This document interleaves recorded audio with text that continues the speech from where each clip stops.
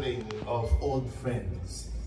Anyway, on the legal side, of course, at sinabi ni Joey yung background, from the point of view of legalities, ito yung mga facts na undisputed.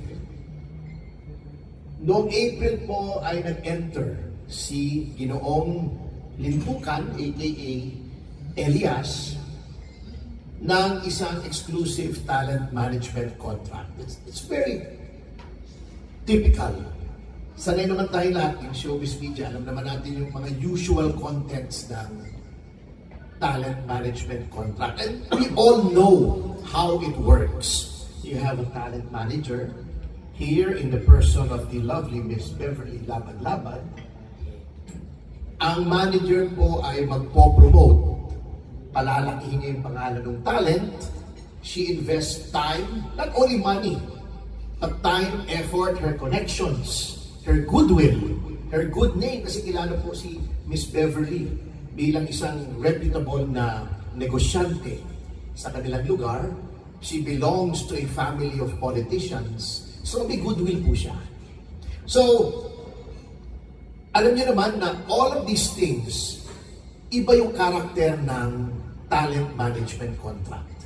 It is a contract coupled with an interest. So, may kontrata sila.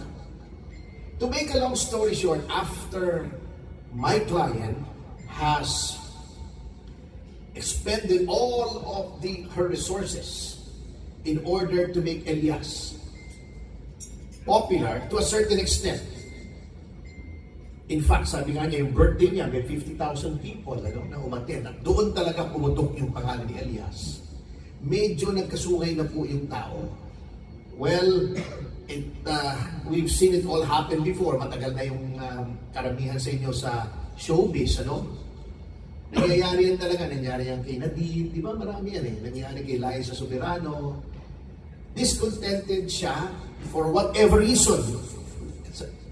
Sapagkat kung hindi naman dahil kay Miss Beverly, hindi naman siya sisikat, he started dealing with other people behind her back. So, nag-enter siya ng mga kontrata, pumapasok siya sa mga gigs, hindi na niya ginagalang yung kontrata. That is a violation of the contract. At alam niyo naman, may kasabihan tayo sa batas, alam ni Atty. Ivan yan, ng mga abogado rito, a contract is the law between the parties. As between Elias and Beverly, batas yan.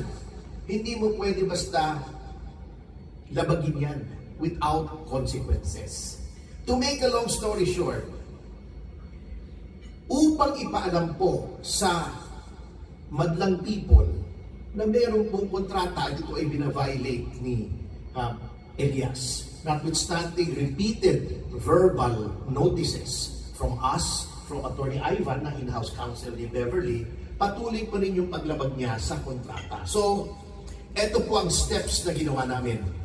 First of all, to give the general public knowledge and information, nag-publish po kami ng notice and warning to the public sa dalawang very widely circulated newspapers, isang broadsheet, yung Manila Bulletin, at isang tabloid. Itong Bulgar na sinasabi, and I want to read it, maikli lamang po ito. We hereby inform the public that our client, Ms. Beverly Pumikpik Laban-Laban, is the sole and exclusive talent and business manager of Mr. Elias Gabonada Lintukan Jr., who holds himself out to the public as Elias and performs with a band with the name and style of Elias JTV Band. Okay, this is by virtue of a contract. It has come to our attention that Mr. Lintukan has been contracting his services to other parties without the consent and participation of Ms. Laban-Laban, in direct contravention of the aforementioned contracts and undertaking therein. Therefore, the public is hereby warned that any and all third party or parties, natural or juridical, who contracts with Mr. Lintukan directly shall be made liable under the law for tortious interference of contracts as defined under the law. In addition, such acts in contravention of the above-mentioned contract shall be made the basis of appropriate criminal charges as may be warranted. We also hereby announce that we fully intend to pursue such charges to their fullest extent under the law. Let this notice serve as fair warning to all those who may be affected. What do we mean by that? Puwera pa po yung magiging liability ni Elias sa pagbasag o paglabag ng kontrata, which is a matter between him and Beverly. Yung mga tao na makikipagkontrata kay Elias will be liable under the law. Sa batas po natin, may provision ng civil code called tortious interference with a contract. Ang isang tao na alam niya na may kontrata ang isang tao with another person at siya ay nanghimasok at inindus niya, nilansi niya, kinumbinsi niya na lumabag doon sa kontratang yun, ay pananagutin din. Anong example? Halimbawa ako, talent ni Beverly, promoter si Joey, inuha niya ako, hindi ko pinaalam. Akong inuha niya direkta, halimbawa sa isang pelikula o sa concert. Bukod sa pananagutan ko kay Beverly dahil nilagpasan ko siya as manager na may kontrata kami, liable pa rin. But in order to make that person liable, dapat alam niya na may kontrata. That is why we have this notice. This serves as constructive notice to the whole world in accordance with the provisions of the Civil Code. Kasi pag nilathala po ito sa newspaper of general circulation, this is notice to the whole world. Presumed na alam na po ng lahat ng tao ito. Therefore, we want to make it clear that any person contracting with Elias will be taken to court for tortious interference of a contract. Pananagutin po namin siya, papapaliwala namin yung kontrata, pagbabayarin namin siya, hihingi po kami ng TRO at injunction para hindi po matuloy yung usapan nila ni Elias. Unless makipag-coordinate po sila. Hindi po kami nagsasabing pag nakipagkontrata kay Elias, ay baliwala na yun. Ngunit, if there are persons who have entered into any contract with Elias, pwede nyo pa naman isalvage yan, yung sitwasyon. Pumunta lang po kayo kay Miss Beverly. Pakita niya yung kontrata para maayos nila at magampanan ni Elias yung obligasyon niya sa ilalim ng kontrata niya with Miss Beverly laban-laban. Ganoon lang po yun. Kung ayaw nila, kung magmamatigas sila, well, we will have no choice but to sue them wherever they are. Luzon, Visayas, Mindanao, kahit sa abroad, pagpipigilin po namin yan at bibigyan namin ng problema. And I hope that these persons will not underestimate the resolve, not only of myself, but of the entire legal team, na protektahan po si Miss Beverly laban-laban. Kasi ako, on a personal note, ayoko yung being a producer myself. Ayoko yung magpagkontrata ka bago hindi mo yung honor. Kabastusan yun eh. Diba, noon kahit hindi ako abogado ng Viva, kung nagugunitan, it was only recently, nung si Nadine tried to get out of her contract, I spoke very forcefully against her.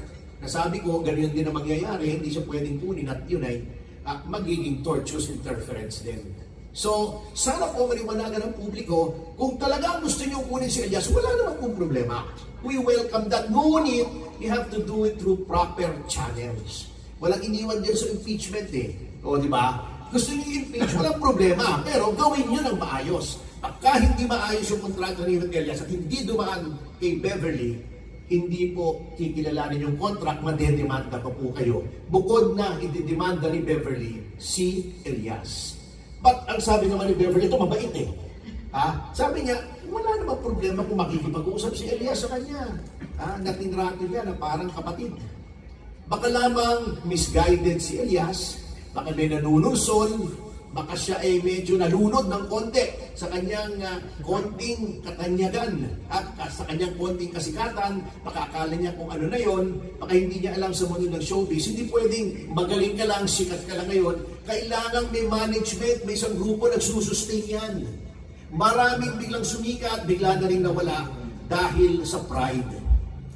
Huwag muna po tayong magpaka-pride ngayon pagka nag-uumpisa pa lang po tayo. I've seen so many artists sumikat sandali, naging sutil, nagkaroon ng sungay, ayun, kamoting kahoy silang lahat ngayon. So sana bang mangyari kay Elias yun? Sapagkat, the pride of Mindanao yan, sabi nga nila, natutuwa tayo na may isang simpleng taong katulad niya na sumikat, pero huwag niya sana kalilimutan kasi may kasabihan nga tayo, ang tumakbo ng matulin kapag matinik ay malalim. Talagang magiging malalim pong tinik niya kapag hindi po siya nakipag-usap. Thank you po. Ayun, so